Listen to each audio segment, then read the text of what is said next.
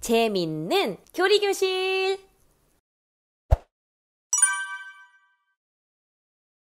사랑하는 초등부, 소년부 친구들, 한 주간 잘 지냈나요? 우리가 지난주 어떤 이야기 배웠죠? 바로 예수님, 그리스도는 누구이신가? 곧 기독론에 대해서 함께 배웠습니다. 근데 여러분, 예수님이 이 땅에 오신 이유가 무엇일까요? 바로 저와 여러분을 구원하시기 위함이었어요. 그래서 우리가 사람이 누구인지에 대해서 배웠고요, 예수님이 누구인지에 대해서 배웠다면 그 다음에 한 번 더 배워야 하는 것이 무엇이냐면 저와 여러분을 구원하신 구원이란 무엇인가에 대해서 배워야 합니다. 그래서 오늘은요, 우리 등불학교 5주차 구원론에 대해서 함께 살피려고 합니다. 하나님께서는요, 죄인들을 예수님께로 부르십니다. 우리가 이를 무엇이라고 부르냐면 바로 부르심 혹은 소명이라고 부릅니다. 근데 여러분, 하나님은요, 이 부르심을요, 전도라고 하는 방법을 통해서 이루어가세요. 그래서 우리가 어떻게 하죠? 길거리에 나가서 여러분 예수님 믿으세요, 예수님은 여러분 사랑하십니다, 전도하죠. 왜 전도하냐면요, 그냥 교회의 사람의 숫자를 늘리려고 하는 게 아니에요. 하나님은 전도라고 하는 수단을 사용하셔서 죄인들을 하나님께로 부르시기 때문입니다. 우리가 이 전도를 조금 어려운 말로 외적인 부르심이라고 불러요. 외적인 부르심. 그러니까 바깥으로 드러나는 모든 사람들에게 전달되는 복음이라고 해서 외적인 부르심이라고 부릅니다. 근데요, 과연 모든 사람이 전도를 받았을 때 그럼 내가 예수님 믿겠습니다 이렇게 할까요? 아니죠. 너무나 많은 사람들이 복음을 거부합니다. 그래서 사실요, 외적인 부르심은요, 모든 사람들에게 100% 효과가 있는 건 아니에요. 그런데 하나님은요, 전도를 받는 사람들 가운데 일부를 택하셔서 성령님을 통해 그 들은 복음을 믿게 하세요. 우리가 이거 뭐라고 부르냐면 내적인 부르심이라고 불러요. 그러니까 외적인 부르심이 바깥에서 이루어지는 거라고 한다면 내적인 부르심은 우리의 마음속에서 이루어집니다. 자, 그렇게 부르심을 받았어요. 그래서 나도 하나님을 사랑해야겠다, 나도 하나님을 믿어야겠다라는 마음을 가지고 있는 사람에게 하나님이요, 그 사람도 모르는 사이에 특별한 일을 하나 하세요. 이게 무엇이냐면 바로 두 번째, 거듭남, 좀 어려운 말로는 중생이라고 불러요. 니고데모 가서 묻죠. 내가 어떻게 하면 거듭날 수 있습니까? 여기서 얘기하는 그 거듭남이 바로 중생이에요. 하나님, 내가 어떻게 다시 태어나죠? 어떻게 내가 다시 거듭날 수 있을까요? 그런데요, 이 중생은요, 우리가 엄마 뱃속에 다시 들어갔다가 나오는 게 아니에요. 하나님이요, 어느 순간에 한 사람의 마음에 새로운 생명의 씨앗을 심으시는 거예요.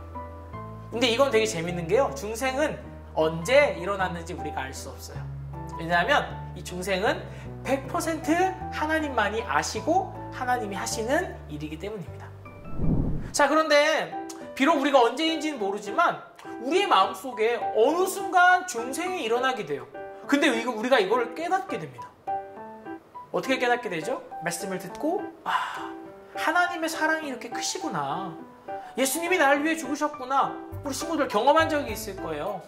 우리 열린교회가 가장 사랑하는 말 무엇이죠? 바로 회심입니다. 우리 마음속에 일어났던 중생이 우리 인간이 깨닫게 되는 사건, 내가 스스로 깨닫게 되는 사건이 바로 회심이에요. 회심은요, 언제 일어나냐면요, 첫 번째, 우리의 죄를 깊이 회개할 때 일어납니다.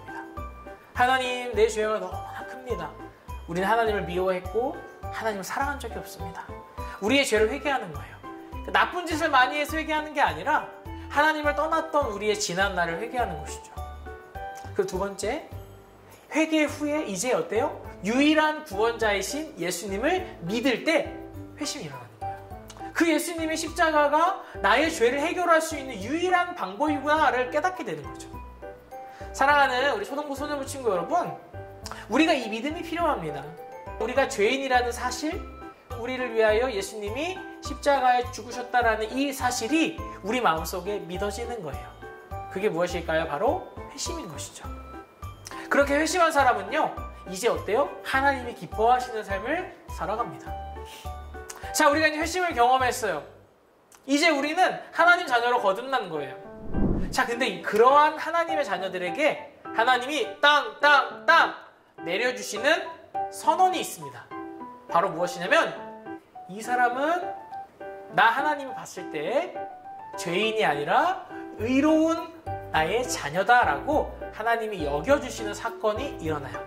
우리가 이것을 무엇이라고 부르냐면 칭의라고 표현합니다. 칭의. 우리는 이제 그 예수님의 십자가를 믿음으로 인해서 하나님 눈에요, 원래 우리는 죄인이었어요. 하나님은 우리를 심판하셔야만 했어요. 우리가 어때요? 원죄를 가지고 있는 죄인이었기 때문에. 근데요, 하나님이 그 원죄를 가지고 있는 우리를 예수님의 십자가로 용서하시고 우리를 의로운 하나님의 자녀로 여겨주셨어요. 이게 바로 칭의입니다. 근데 칭의가 얼마나 놀랍냐면요, 여러분이 하나님께 칭의의 선언을 받게 될 때 우리 안에 있는 원죄의 문제 가운데 반드시 죽어야 하며 책임을 져야 하는 죄책이 해결되는 거예요.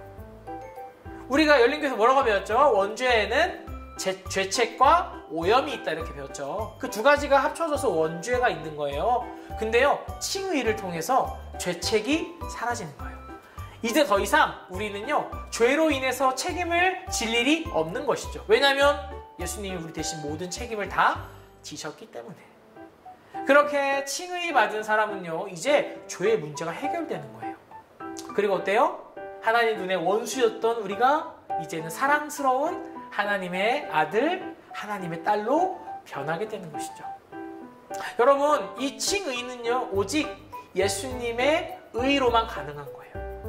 우리가 잘나서, 우리가 거룩해서 우리를 의롭다 여겨주시는 것이 아니라 여러분의 몸에 예수님의 피가 묻어 있는 것을 하나님이 보시는 거예요. 저 친구는, 저 아이는 내 아들, 구원자 예수 그리스도의 피를 덧입은 아이구나. 그 피가 묻어 있구나. 그럼 이제 더 이상 이 사람은 죄인이 아니라 예수님과 똑같은 나의 자녀다 라고 여겨주시는 사건이 바로 칭의라는 것이죠. 자, 우리가 이렇게 소명, 중생, 회심, 칭의, 양자됨까지 왔어요. 그런데 많은 사람들이요, 여기까지만 생각해요. 그러니까 이제 우리가 구원받았으니까 끝난 거 아닌가 생각한다는 것이죠.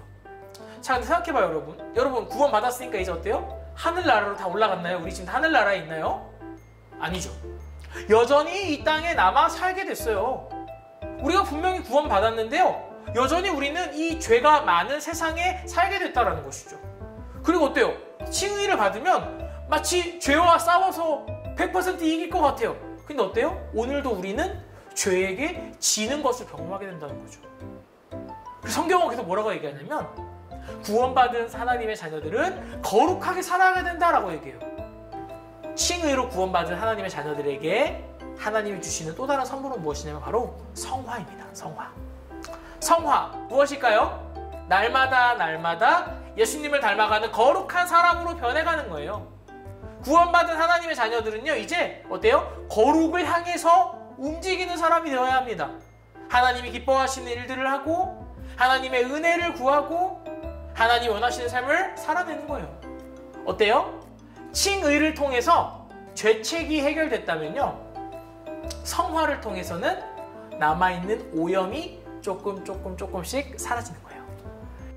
날마다 성화의 삶을 살아가는 그리스도인은요, 그 사람 안에 있는 죄의 오염이 날마다 사라지게 되는 거예요. 여러분, 근데요, 우리가 오해하지 말아야 될 것은 성화라는 게 마치 하나님에게 힘이 없어서 여러분에게 니들이 좀 열심히 해봐 이렇게 하나님 말씀하시는 것이라고 오해해서는 안 돼요. 사실 성화도요, 결국 하나님이 해결하시는 거예요.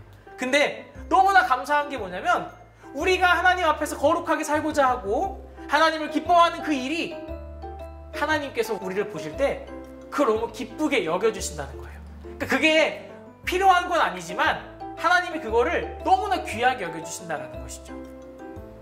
여러분, 우리가 날마다 살아가는 삶은 성화의 삶이어야 합니다. 근데요, 성화는요, 이 땅에서 완전하게 이루어지지 않아요. 언제까지 우리가 성화의 삶을 살아야 하냐? 바로 하나님 나라에 가는 그날까지예요. 어때요? 너무 힘들어요. 너무 어려울 것 같아요. 이런 생각이 들 수도 있어요. 그런데요, 성화는요, 성화로 끝나는 게 아니에요. 성화의 삶을 살아가는 하나님의 백성들을 하나님이 지켜주세요. 우리가 그 일을 무엇이라고 부르냐면 바로 견인이라고 부릅니다. 견인. 하나님이 하나님을 믿고 하나님을 사랑하는 사람들에게 견인, 곧 무엇이에요? 끝까지 믿음을 지킬 수 있도록 도와주신다는 거예요. 여러분, 성화는요, 결코 힘든 것이 아닙니다. 왜냐면요, 우리가 성화의 삶을 살기 위해서 필요한 건 내 노력, 내 힘이 아니라 하나님의 은혜이기 때문이에요.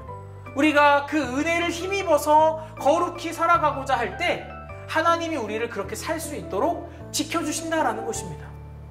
여러분, 그렇기에 참으로 구원받은 하나님의 자녀들은요, 이 땅에서 끝까지 자신의 믿음을 지켜나가는 사람들이에요.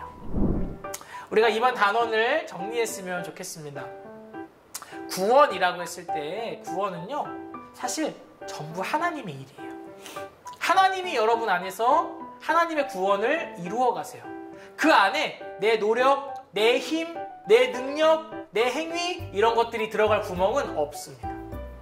근데요, 하나님은 그럼에도 불구하고 거룩한 삶을 살아가는 성화의 삶 속에서 여러분의 노력이 꼭 필요하지 않지만 하나님 여러분을 그 자리에 함께 끼워주셨어요. 하나님이 우리에게 먼저 손을 내밀어 주셨어요. 그래서 같이 걸어가자고 하세요. 여러분, 하나님을 사랑하고 또 하나님이 기뻐하시는 삶을 살아가고자 할 때 우리는 참으로 행복할 수 있습니다. 사랑하는 초등부, 소년부 친구 여러분, 거룩하게 살아가는 것은 결코 힘든 일이 아니에요. 그것이 재미없고 지루하게 느껴지는 사실은 사실 우리가 성화의 삶이 얼마나 즐겁고 기쁜 일인지를 경험하지 못했기 때문이에요. 정말 하나님을 사랑하고 하나님이 기뻐하시는 거룩한 삶을 살고자 힘써보세요. 그리고 기도해보세요. 하나님 은혜를 주세요. 기도해보세요. 그러면 그때 여러분 안에 이 세상 그 무엇도 줄 수 없는 기쁨이 넘쳐날 거예요.